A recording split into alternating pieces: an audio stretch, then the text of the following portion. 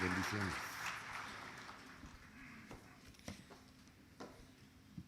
Buenos días, tengan todos. Quisiera invitarlos a que se pusieran de pie.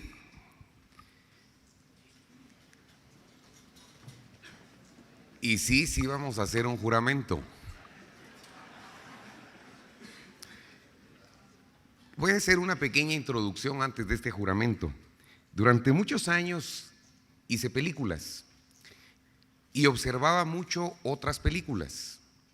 Y en todas las películas que hacen los estadounidenses sale 10, 20, 30 y hasta 50 veces la bandera de Estados Unidos. Y en todos los actos públicos se canta el himno nacional de Estados Unidos. Hoy no cantamos el himno nacional de Guatemala y yo creo que es una buena costumbre que vayamos teniendo ese amor por Guatemala, porque solamente con ese amor por Guatemala vamos a poder sacar todos adelante a Guatemala. Así es que los quiero invitar a que pongamos nuestra mano a la altura de nuestro hombro y repitamos nuestra jura a la bandera. Bandera nuestra, a ti juramos devoción perdurable, lealtad perenne, honor, sacrificio y esperanza hasta la hora de nuestra muerte.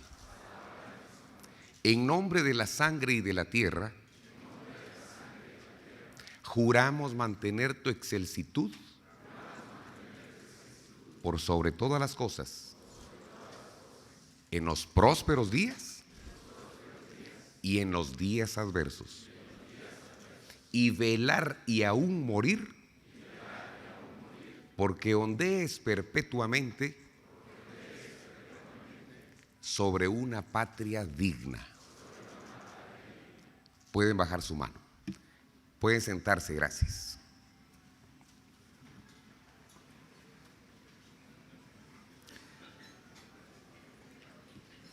No me lo tomen a mal, tómenmelo a bien.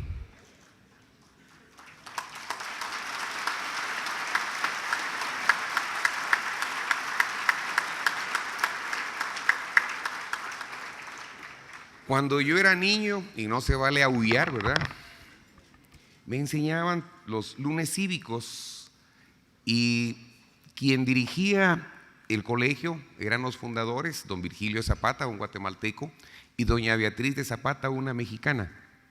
Y era ella la que más insistía con que nosotros participáramos y lo hiciéramos de una forma cívica, respetando nuestros símbolos nacionales que simbolizaban precisamente eso, nuestra nación. Yo creo que es bueno que volvamos a eso, por supuesto, sin fanatismos y sin nada malo, sino por el contrario, todo lo bueno que puede conllevar el amor a la nación. Buenos días, tengan todos ustedes. Me invitaron hoy a poder hablar de las políticas económicas y de seguridad que tenemos planteadas. No voy a entrar en detalles técnicos porque me acompaña tanto el ministro de Finanzas como el ministro de Gobernación para que den los temas técnicos, pero les voy a hablar de la parte general de cómo nosotros vemos el país y hacia dónde nosotros debiéramos seguir. Hace algunos años, para ser exactos 5 años, yo analizaba los problemas de una ciudad, Mixco. Era candidato a la alcaldía y uno de los problemas que afectaba a Mixco y lo sigue afectando era el exceso de tránsito vehicular. Cuando me preguntaban cómo lo iba a solucionar, yo siempre respondía 2 cosas. Primero, que el excesivo tránsito vehicular no era el problema real, era simplemente una manifestación del verdadero problema. El problema es que muchos vienen a estudiar o a trabajar a la capital porque no hay trabajo ni confianza en la educación de Mixco, les decía. San Pedro Zacatepeques, San Juan Zacatepeques, San Raimundo, los 10 municipios de Zacatepeques, los 16 municipios de Zacatepeques, los 16 municipios de Chimaltenango y el resto de los municipios del país pasaban por la San Juan o por la Roosevelt rumbo a la capital todos los días. Y segundo, ponía el ejemplo, Tratar de solucionar de forma aislada el problema era semejante, porque aún cuando se pusieran los 3 carriles reversibles de la Roosevelt, o se pusieran los 2 carriles reversibles de la San Juan, o se pusiera el carril reversible de la Mateo Flores, y se pusieran los 2 carriles reversibles del Naranjo, era imposible porque había un cuello de botella que se llamaba Trébol de la zona 11, en donde convergían los que venían del sur. Así es que era imposible poder solucionar el problema de tránsito en Mixco pensando solo en carriles reversibles, porque el problema no era precisamente ese. Y ponía el ejemplo, que era como tratar de echar un tonel de agua en un pichel. Ahora ya no estoy viendo los problemas de Mixco únicamente, sino que estoy viendo los problemas de Guatemala en su totalidad, y ya no es querer echar un tonel de agua en un pichel, sino que ahora es querer echar un pichel de agua en un tonel. Y trato de explicar la figura. El primer problema del exceso de tránsito en Mixco es que el mismo problema sufre Villanueva, San José Pinula, Santa Catarina Pinula y todos los municipios que están en la entrada de la ciudad, que tienen un desarrollo muy bajo, y porque todos se conducen a la capital, que tiene y representa más del 60% del Producto Interno Bruto. Así es que vienen desde Antigua, desde Chimaltenango y desde todos lados a la capital, todo el mundo, todos los días. Yo hacía una relación económica, y me voy a ir despacito en esto para que vean que es una simple aritmética, ni siquiera entré a las grandes fórmulas matemáticas de los economistas. Por supuesto no tiene ningún respaldo científico, pero ustedes me ayudarán a verificar si por lo menos tiene lógica.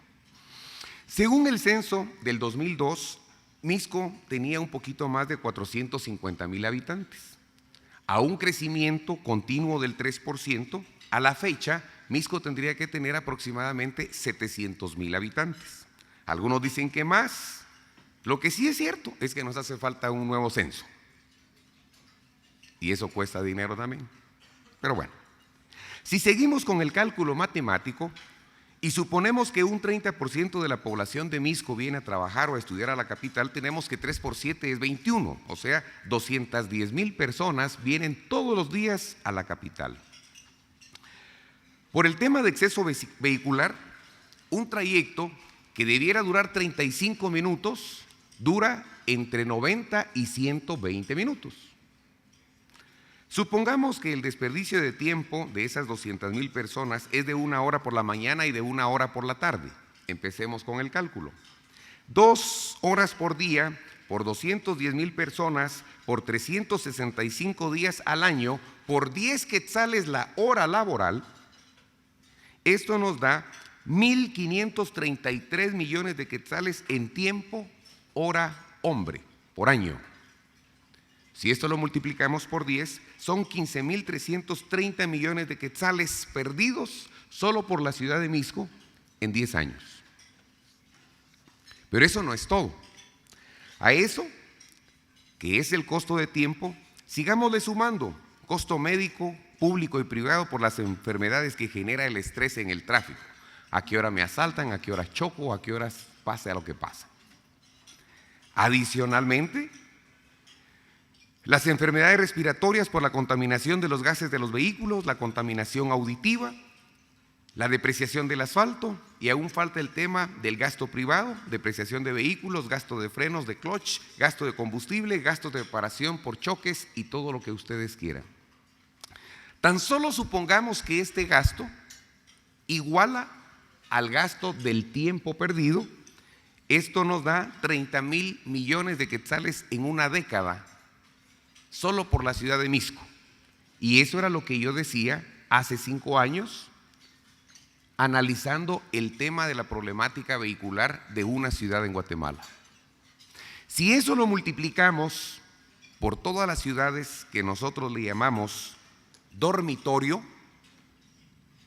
y está bien, en Estados Unidos hay muchas ciudades dormitorio, pero la pregunta es, Guatemala se puede dar el lujo de tener esos gastos de ciudades dormitorio. Uno de los problemas es que solo tenemos una ciudad productiva y el resto viene hacia acá. Nos hemos conformado con decir que tenemos ciudades dormitorio, está bien, Estados Unidos las tiene, pero ¿será que nosotros podemos cargar con ese costo? Si eso cuesta Mixco, ¿cuánto costará Villanueva y todas las demás ciudades que vienen a la capital? En esencia, el problema no es las ciudades dormitorio, el problema no es el tránsito, el problema no es todo aquello de lo que nos quejamos, sino que el problema está en que hay muchas ciudades dormitorios para una sola ciudad productiva. Por eso, es necesario implementar políticas de desarrollo que permitan la construcción de centros productivos y comerciales fuera de acá, de la capital. He escuchado sobre el desarrollo industrial que se está haciendo en Palín, con inversión nacional y también de la República de Corea del Sur, y veo con emoción algunos proyectos de ordenamiento territorial y planificación urbana en el interior del país. Precisamente, uno de los proyectos que tenemos es poder generar algunas ciudades, o por lo menos las bases de algunas ciudades en el interior para poder ir descargando toda la carga que tiene la capital. Pero veo con más emoción que Guatemala está cambiando. Mi tarea es seguirla convenciendo de que sí se pueden hacer las cosas, de que cuestan, pero que si todos trabajamos juntos en una misma dirección, los grandes sueños y las grandes obras sí se pueden hacer. ¿Qué queremos hacer en temas económicos y de seguridad? Yo daré algunas líneas generales y los ministros describirán con detalle nuestra situación, que no es muy alentadora, y que es, y sé que se pueden hacer muchas acciones a corto y mediano tiempo. En seguridad, es urgente reformar el sistema penitenciario. Esto es desde construcción de más centros carcelarios hasta tomar el control de los mismos. Tengo los datos que no sé si son certeros, más de 2,000 personas que ya cumplieron su pena, señor ministro, usted me ayuda, más de 2,000 personas que ya cumplieron su pena siguen en centros carcelarios. El 2,000 de 20,000 que tenemos en cárceles quiere decir que el 10% de las personas que están presas ya cumplieron su pena. Necesitamos trabajar el Ejecutivo de la mano con el organismo judicial para poder agilizar este tema. Entonces el organismo judicial me va a decir, necesitamos recursos, y tienen razón. Pero adicionalmente hay que construir centros carcelarios que realmente cumplan su función.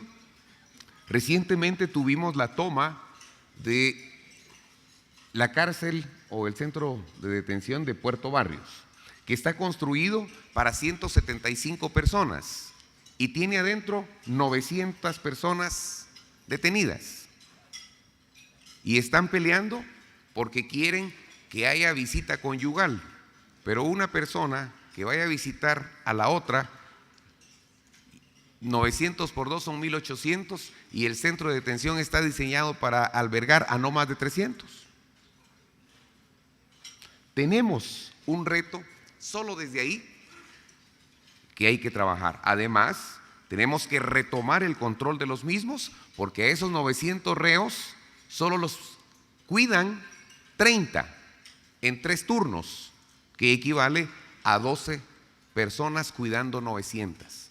Y no es el único caso, es el caso de muchos centros más.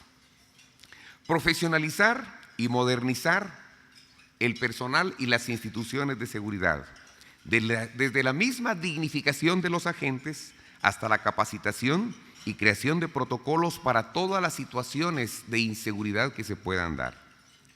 Disminuir los índices delincuenciales, que hoy los que más nos asustan son homicidios, extorsiones, secuestros, violencia familiar, entre otros. Brindar un servicio de seguridad integral a la sociedad, desde la prevención hasta el combate frontal contra las amenazas por desastres naturales y las causadas por grupos delictivos.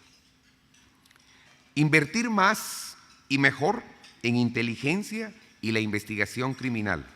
Se pretende priorizar los gastos y hacer más eficiente el presupuesto para asignar más recursos en los temas de investigación y de inteligencia, que nos permita anticipar los actos criminales. Fortalecer el sistema judicial. Hemos estado abogando porque dentro del presupuesto puedan tener 250 millones más, señor ministro, para que ustedes puedan por lo menos solventar las necesidades que sabemos que su operación demanda, y aún sabemos que no es suficiente, pero estamos luchando para que ustedes puedan contar con ese recurso. En lo económico, hemos dicho, y coincidimos con lo que dijo señor Jorge Briz, que nos gustaría llegar al 6% del crecimiento en el Producto Interno Bruto. Eso en un crecimiento paulatino para poder entregar dentro de 4 años un crecimiento anual constante del 6% del PIB. ¿Cómo lo queremos hacer? Empecemos a preguntarnos, ¿quién produce y genera la riqueza? Las personas y las empresas. El Estado lo que hace o lo que debe hacer es quitarle un poquito al que produce para repartirlo social y equitativamente. Nuestra visión es clara. El Estado no produce y si lo hace, no lo hace para generar ganancias, entonces debe apoyar plenamente a las personas productivas y a la empresa para que produzca. ¿Cómo? Nosotros pensamos hacerlo de la siguiente forma: abriendo nuevos mercados o abriendo fronteras para que muchos vengan a gastar o a invertir en Guatemala. Esto es implementar una política pública que promueva al país a nivel mundial. Aquí intervienen Relaciones Exteriores y el Ministerio de Economía en el tema de comercio exterior. Guatemala tiene presencia en 40 países, 43 embajadas, 3 en organizaciones multilaterales y 1 en cada uno de los países restantes que les estoy contando, en donde tenemos 40 representaciones. Hemos hablado con personas para que hagan de estas embajadas no solamente un lugar de distracción, de recreo y de retiro, sino que hagan de estas instancias verdaderas casas de servicio a la población guatemalteca, pero también de promoción turística, de promoción comercial y de verdadera atención a los problemas que nosotros tenemos para que nos conozcan y conozcan qué hacemos en otros países. También el INGUAT en el tema de turismo. Tenemos mucho que vender, tenemos mucho que ofrecer. Y otros países con menos riqueza natural y turística logran tener más de 5 millones de visitantes al año, mientras nosotros a duras penas estamos pasando el 1 millón. Y algunos dicen 2 millones, pero los registros no cuadran. También hemos hablado del tema de turismo con puertos, aeropuertos y aeronáutica civil, en el tema de recepción y manejo de personas y mercancías. Hemos planteado la necesidad de rescatar toda nuestra infraestructura de aeropuertos. Hace algunos días junté a los ministros o al gabinete de ministros estando en planificación en una torre de la zona 14 y les invité a que vieran el aeropuerto, pero antes les dije: Guatemala es un país pobre, y todos me hicieron así. Y yo les dije: miren ese aeropuerto, ¿cuánto costará? Solo la reparación costó más de 1.200 millones de quetzales. Solo la reparación o la remodelación. ¿Cuánto costará el aeropuerto completo? ¿10,000 millones? ¿20,000 millones? ¿50,000 millones? ¿Alguien que sepa? ¿O que calcule? Solo ese aeropuerto cuesta cualquier cantidad de dinero. El problema es cuánto le está devolviendo a Guatemala. Y eso es el principal, porque hay otro en Flores Petén que está más abandonado aún. Y hay otro en Quetzaltenango, y otro en el Atlántico, y otro en el Pacífico, y otro en Quiché, y otro en Cobán, y otro en Retaluleu, y todo abandonado. O sea, somos pobres, y encima derrochadores.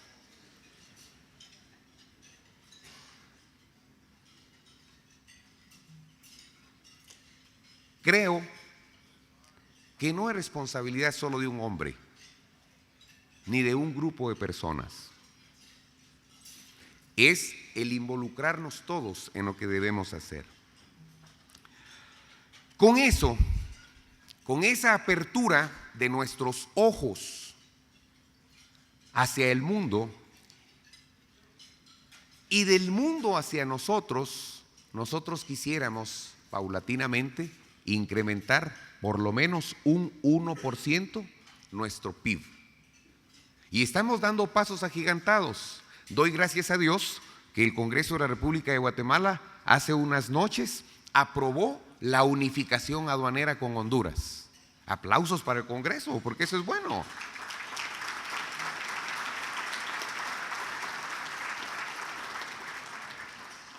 Hay que señalar lo bueno también.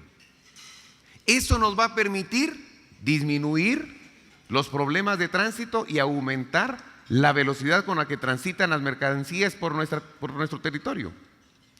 Y eso mismo es lo que voy a ir a hacer hoy en la noche a Ecuador, a buscar al presidente Sánchez Serén y decirle a nuestro vecino del Salvador: mire, ya abrimos con Honduras, ahora urge abrir con El Salvador. Y eso nos va a permitir ir caminando poco a poco. Pero ayuden, llamen a los empresarios de aquel lado para que ellos también estén dispuestos a colaborar.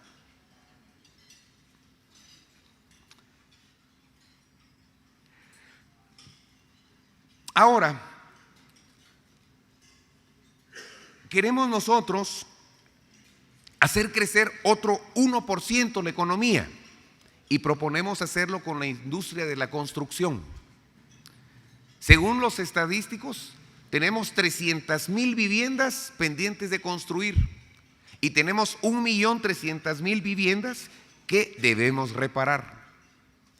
Solo con esto podremos tener miles de puestos de trabajo directos e indirectos: ingenieros, arquitectos, albañiles, maestros de obra, tiendas, restaurantes, ventas de materiales de construcción y un sinfín de actividades más. Recientemente me dijeron unos constructores, estaba el señor ministro de la Defensa presente, que están construyendo el complejo Mi Amada Familia, que son los sobrevivientes de la tragedia del Cambrai 2. Y los constructores me dijeron: hemos roto paradigmas. Voy a repetir esto.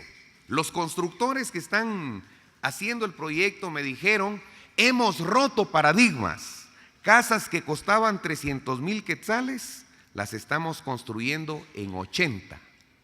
Perfecto, les dije yo. Así construyamos las 300,000 que nos faltan. No es fácil, presidente. Si yo no dije que fuera fácil, que las construyamos, dije yo. Y les dije algo que parece tonto, pero no lo es. Y se rieron cuando se los dije, y se los voy a decir a ustedes. Les dije: si en Guatemala trabajo es lo que sobra, lo que no hay es dinero. También se los he dicho a los que nos apoyaron en la campaña: miren, trabajo hay en paleta, lo que no hay es pisto, les dije. Y cuando se los volví a repetir y se los expliqué como yo lo veo, creo que logramos entender cuál es la visión que yo tengo. Y les dije: en serio, en Guatemala trabajo sobra, lo que no hay es dinero. El secreto está en conseguirlo. ¿Y quién tiene el dinero?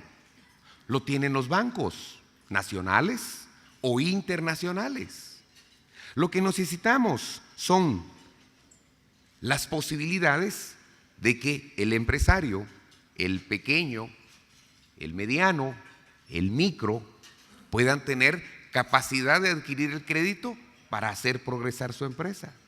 O el que necesita una casa, poder acceder a un crédito a 30 años con una tasa baja, con un precio accesible y poder generar todas esas condiciones.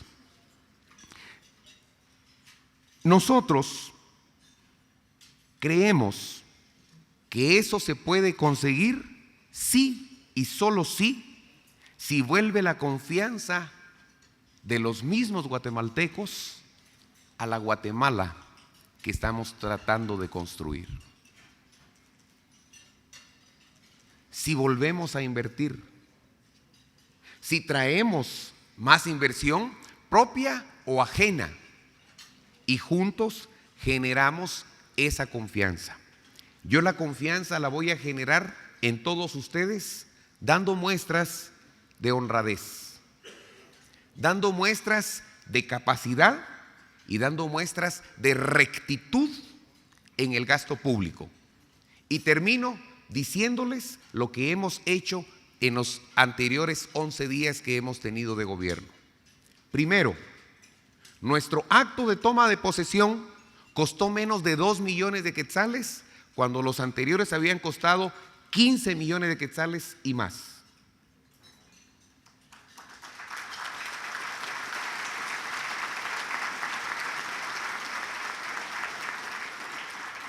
Dos, la primera orden el día 15 de enero fue ir al ejército de Guatemala y decirles que toda la maquinaria que había estado guardada durante años saliera a reconstruir 8,000 kilómetros de caminos y carreteras en el área rural. Ya están trabajando en Champerico, ya están trabajando en Livingston, ya están trabajando en Cobán, ya están trabajando en 7 lugares. Solo con esa disposición, y si el proyecto tiene éxito, vamos a poder obtener 300 millones de quetzales en ahorro. Tercera disposición, conseguimos donaciones y ya se entregaron en más de 36 hospitales más de 50 millones de quetzales en medicina, en equipo médico y en equipo o materiales quirúrgicos y médicos. Pero he dicho, vienen más donaciones, pero no podemos pensar que vamos a vivir de la caridad de otras personas. Agradezco plenamente en nombre de Guatemala el apoyo que nos da la comunidad internacional. Muchas gracias. Pero también, hermanos y hermanas guatemaltecas, tenemos que tomar nosotros nuestra responsabilidad. Yo estoy haciendo lo poco que puedo hacer. Y repito lo que dije en el segundo discurso que di. Me dijeron y me siguen diciendo que no estoy preparado porque no me preparé para gobernar. Quizá tengan razón, pero sí me preparé para servir. Y estoy para servirles a ustedes, empresarios, comerciantes, para que ustedes produzcan mucho, aporten la parte que corresponde según la ley.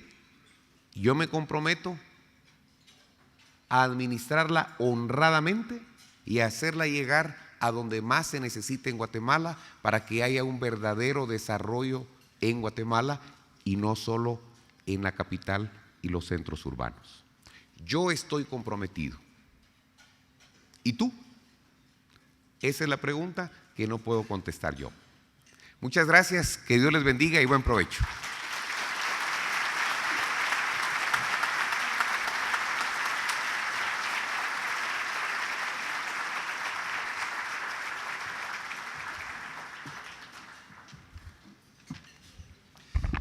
Muchísimas gracias, señor presidente, por su intervención.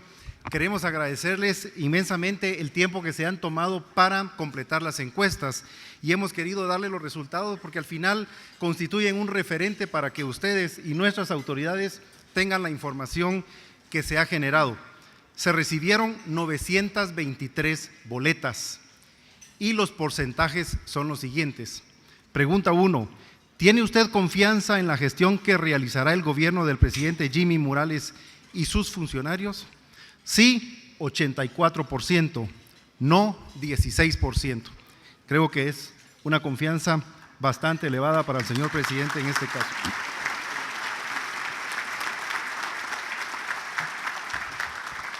La segunda pregunta es, ¿cómo percibe el clima de violencia e inseguridad del país en este momento?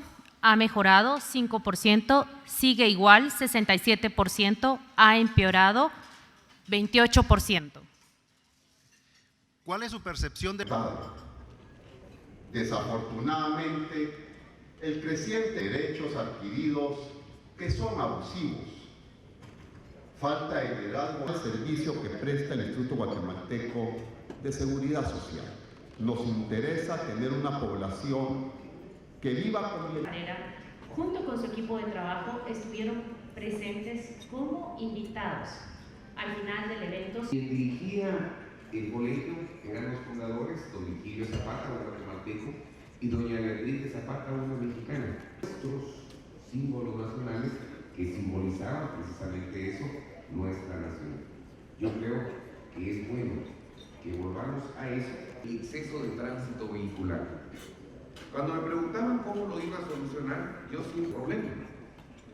El problema es que muchos vienen a estudiar o a trabajar a la capital porque no hay trabajo. Los 16 municipios de Zacatepeque, los 16 municipios de Chimaltenango y el resto, o se pusiera el carril reversible de la Mateo Flores y se pusieran los dos carriles reversibles del Naranjo, era imposible de tránsito en Misco pensando solo en carriles reversibles,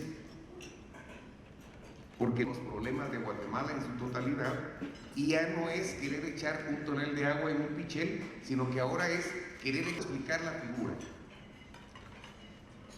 El primer problema de eso no tiene ningún respaldo científico, pero ustedes me ayudarán a verificar si por 5 años, analizando el tema de la problemática vehicular de una ciudad de Guatemala. Si eso lo multiplicamos territorios, pero la pregunta es, ¿Guatemala se puede dar el lujo de tener esos gastos? En lo económico, hemos dicho y coincidimos con lo que es en el Producto Interno Bruto, eso en un crecimiento paulatino para poder entregar del PIB. ¿Cómo lo queremos hacer? Nosotros pensamos hacerlo de la siguiente forma: abriendo nuevos mercados o abriendo fronteras en el tema de comercio exterior. Guatemala tiene presencia en 40 países, 43 estoy contando, en donde tenemos 40 representaciones. Conozcan qué hacemos en otros países. También en Guatemala tenemos mucho que ofrecer. Y otros países con menos riqueza natural y turística, mientras nosotros a duras penas estamos pasando. Hemos hablado del tema de turismo con puertos, aeropuertos y aeropuertos. Y eso mismo es lo que voy a ir a hacer hoy en la noche al presidente Sánchez Serén y decirle a nuestro vecino de El Salvador, miren, va a permitir ir caminando poco a poco, pero ayúdenme. Ahora, podemos hacerlo con la industria de la construcción. Hemos roto paradigmas. Casas que costaban 300,000 quetzales, las...